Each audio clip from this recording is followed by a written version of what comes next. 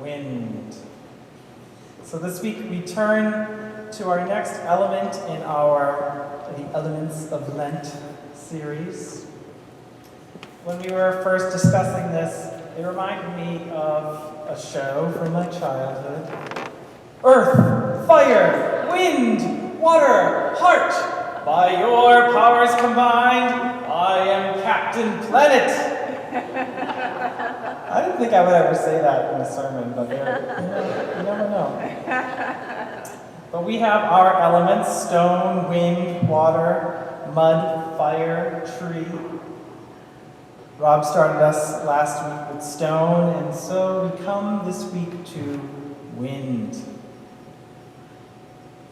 You scholars out there might know that in Hebrew, the word ruach, or in Greek, pneuma, is what we get often translated as wind. The same word meaning breath and spirit. And so in our gospel passage, often those words are translated, one has to be born of the Spirit. And so I translated them wind today so that they would help us to think differently about that passage. And I just like that phrase, being born of the wind. It just kind of has something that is evocative for me. And so I'm going to present a sermon today in a little bit of a different style than I usually do. This is going to be a sermon in 3 points. Some might chuckle because at one time and place, this was the norm for preaching.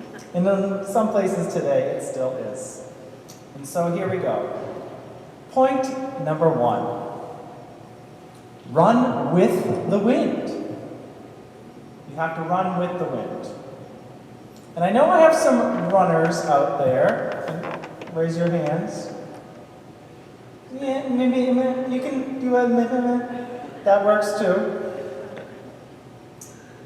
So what happens, or maybe I have some sailors out there, right? People who sail boats. I know at least one. Well, what happens if you're going against the wind? It's hard. You don't really get anywhere. You end up using extra energy.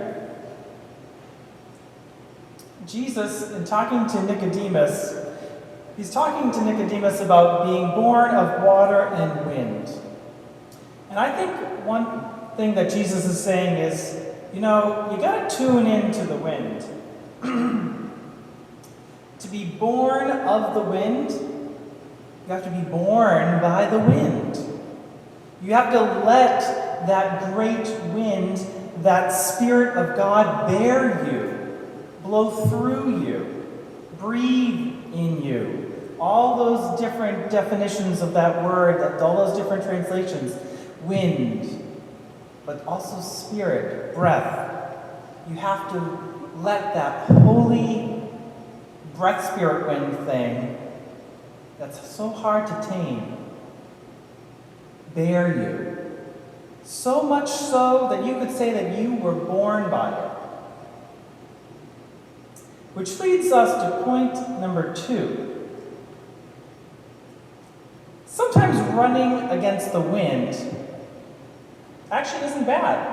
And you're saying, come on, Adam, you just said you're not supposed to do that. But when you run against the wind, you can feel it smacking you in the face.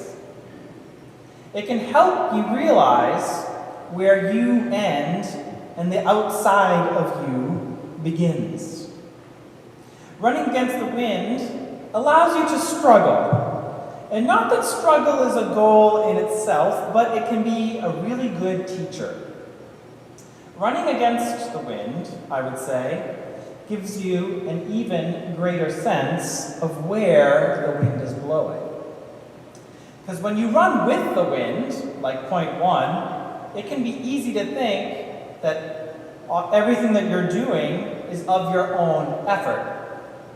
You probably don't even realize how much the wind is blowing along with you, helping you out. But when you run against the wind, oh, you know it. You know it. And it's in running against the wind that gives you a reason sometimes to reconsider the path you're on. See if a course correction is in need, seeing if you need to. Well, when I was on the 20s, 30s trip last summer, I was with Rob in the boat, and Catherine was there too. And I had not been on a boat like this before, where the sail comes and you better duck, right? Otherwise, you might get hit. So I would say when you're running against the wind and you need to change direction, that's not a bad thing because you felt it coming and you were ready.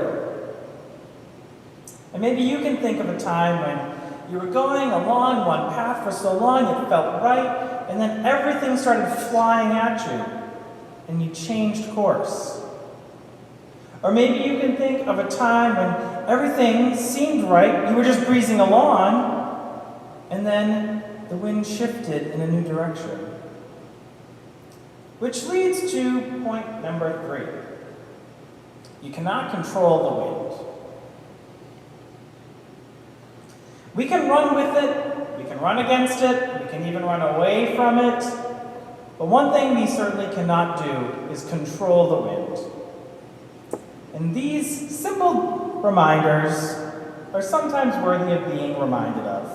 That's why one of my favorite books in the whole Bible is Ecclesiastes. This book is part of the wisdom tradition that includes other books like Proverbs and Job, Song of Songs, and others that I like to turn to when I need a little course correction. And they're a reminder to me that life really hasn't changed much in a few thousand years. And so the Ecclesiastes passage that we read today, it's like a little word snack, And I've been chewing on this for a while. So when a tree falls, the teacher says, when a tree falls by the south wind or the north, it stays wherever it falls. But worrying about the wind keeps you from sowing, and studying the clouds all day keeps you from reaping. Well, doesn't this Bible passage just refute this whole argument I've been saying the whole time? Why would I include another reading that seems to argue against the others? Because are we supposed to worry about the wind or not?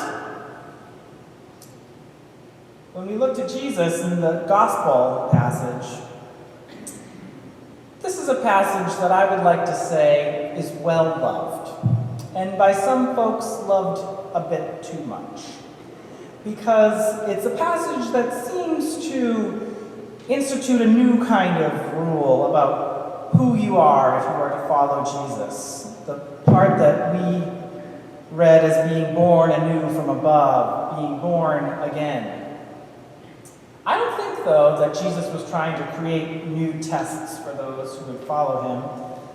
He was just being like the wind, his own enigmatic self, showing us how elusive he is. And he gets into this trickiness in the next set of verses. The wind blows where it will. You hear the sound it makes, but you don't know where it comes from or where it goes. So it is with everyone who is born of the wind. Jesus is just so tricky, so elusive. It's like, I get where he's going, and I missed him. I don't really know what he's talking about, but maybe that's just the whole wisdom of that passage. Jesus is reminding us the same way that the teacher in the book of Ecclesiastes reminds us. That the wind, that breath, spirit, the very air that surrounds us and travels through us, I wish we had a single English word that could do it justice. That thing is inescapable.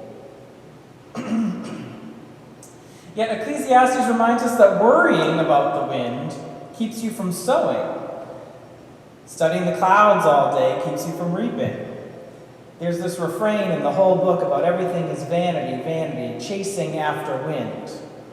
I guess I am kind of chasing after wind a bit today. something that you just can't grasp, and yet you still have to grasp for it. So I know I said it was 3 points, but maybe this leads to the final point, which is really the only point, which is that in order to keep from being stuck, you have to keep moving. You keep moving whether you feel the wind is at your back or in your face, or you're turning away from it, or you're turning toward it. Keep moving. Whether you're daunted by this Lenten practice that you decided to take on, or this fast, or New Year's resolutions you're still trying to stick to, or undoable to-do lists, or 5-year personal plans, or 5-year mission plans, whatever it is, you gotta keep moving. Whether it's legislation you're trying to pass, or sleepless nights from new kids, I'm just looking out here, just what I know, which is just so little. And yet, we have to keep moving. Maybe it's fear of illness, or fear that just permeates the media, or a change of career, or a great new opportunity. The thing that keeps us alive is by keeping moving. Because when we move, we create our own wind. But as you keep moving, just remember, don't forget to breathe. Amen. Please join me in singing "Breathe on Me, Breath of God," again from the Presbyterian hymnal.